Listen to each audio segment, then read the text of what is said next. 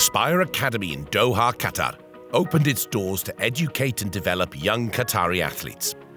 The Academy's Director General, Íڤan براڤو, joined in 2011, but was first introduced to the project soon after it opened in 2004.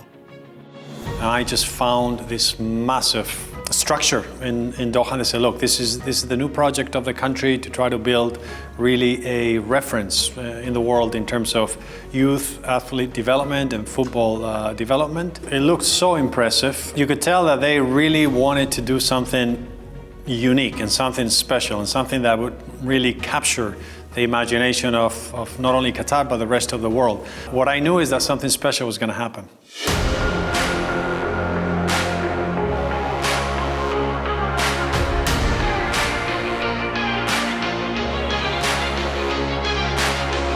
There wasn't one place that really was trying to capture everything the way Aspire was. So the idea of selecting talent, developing the talent from a coaching perspective, providing an education for the young athletes in combination with sports. So it would be also about forming and developing character, creating that not only for football, but for a lot of individual sports, attracting coaches from all over the world, participating in competitions in 20 plus countries, trying to compete for medals for a nation. I mean, it was just so expensive that I don't think there was any model to use as a reference. The Aspire Academy set out to be different, and in many ways, this required a very focused and creative vision.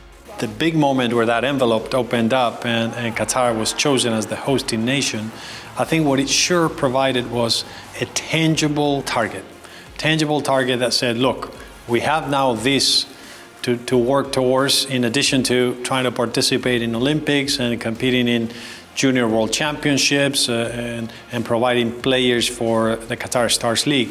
Now we have also an opportunity to develop a new generation of players who ultimately might be the ones chosen to play for Qatar in its home World Cup. So I think it allowed also to change a lot of the sort of execution strategies based on the fact that there was a target.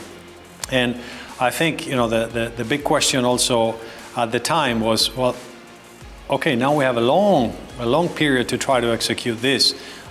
Is the country going to have the patience to see that through? Are we, the ones who are involved, going to have the stamina to be around for this long and try to see that through? And I think now, you know, less than a couple months to the World Cup, we can say that, believe it or not, that whole thing has happened, and that's wonderful and amazing. One of the main objectives of Aspire Academy is to produce footballers to represent the Qatar national football team. This project has been very successful, with now 75% of Qatar's first team being graduates of the Academy. I always used to talk to one of the true sort of captains of this whole ship, which is Tariq Al-Nama, the vice president of Aspire's own foundation. And he and I would always talk about, look, we will try to craft a road, and maybe we only hit about 60-70% of the steps into that road. But that's great. If we manage to do that, that means that we've been able to travel all that journey towards a destination. So I think when you asked me specifically about the players, that was one of the components of that program, trying to also see some players from Qatar reaching not only the international scene with the national team, but also maybe to play outside, to play for clubs outside of Qatar in terms of that development pathway. As anybody will tell you in football, you're never fully satisfied. So we would have liked to see even more.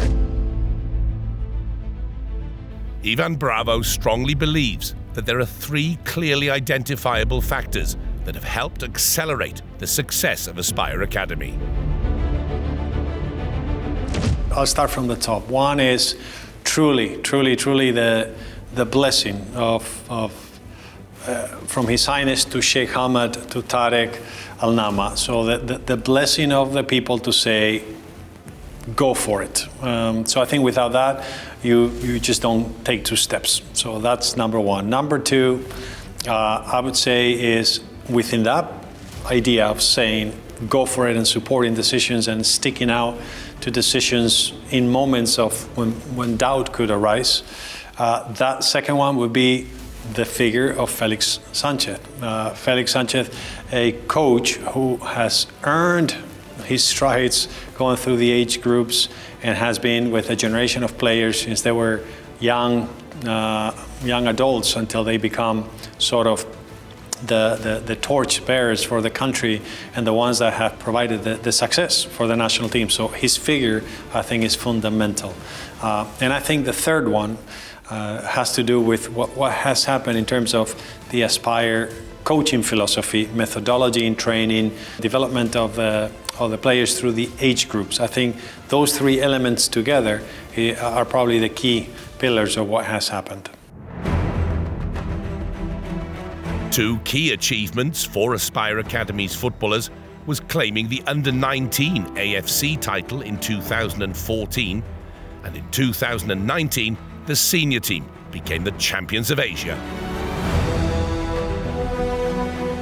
I think they're incredibly important in two ways. One is definitely getting the country the recognition and the reward for all that effort and for that belief and for that support. Secondly, because they become sort of a reinforcement for the idea. So when you have a plan that might take 10, 11 years to execute, you need stepping stones that provide you just sort of that, not certainty, because there's never certainty, but that sort of checks and balances that something is working and you're doing something right, so you need to insist on that path. So I think those steps helped everybody to continue believing, helped the players to believe in what they were being told they needed to do to succeed, helped the coaches continue pursuing and pushing that type of methodology, that type of identity for the way that the Qatar national teams try to play. I think these milestones tell us about Aspire and Qatar as a country.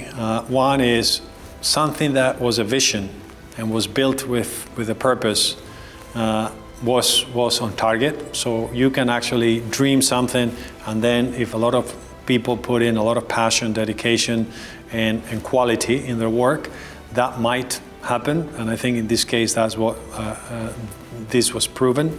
Second is, I think it proved also that trust in continuity in a process pays off. Because I think in world football or in sports, we never see, or we don't often see things through. So we start something, we call it project, we call it process. First corner that goes wrong, we actually just change pace and direction and we start over. So we never get enough traction to see whether something can be proven. And I think, again, the patience of the leaders of the country showed that they were willing to see whether this could be proven.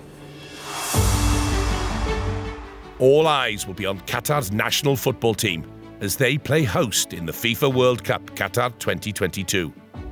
Once the tournament is over, the journey for Aspire Academy will continue. I think the partnership that Aspire Academy and the Qatar Football Association, the QFA, have forged is another key element of the success, and that should be replicated with the other federations, whether that's athletics, where there's already a strong collaboration with Aspire Academy, but it should be doubled with 10 or another 12, 14 Olympic sports. It should be that sort of convergence of efforts in which the technical side and the elite development pathway should be driven by Aspire on behalf of the country, in collaboration, but without duplicating efforts or creating pathways that might be divergent. If that happens, and the country continues to grow a little bit in population, continues to believe in the importance of sports as a pillar for society, for international presence and recognitions, for pride, for unity, then Aspire has a massive role to play for the country.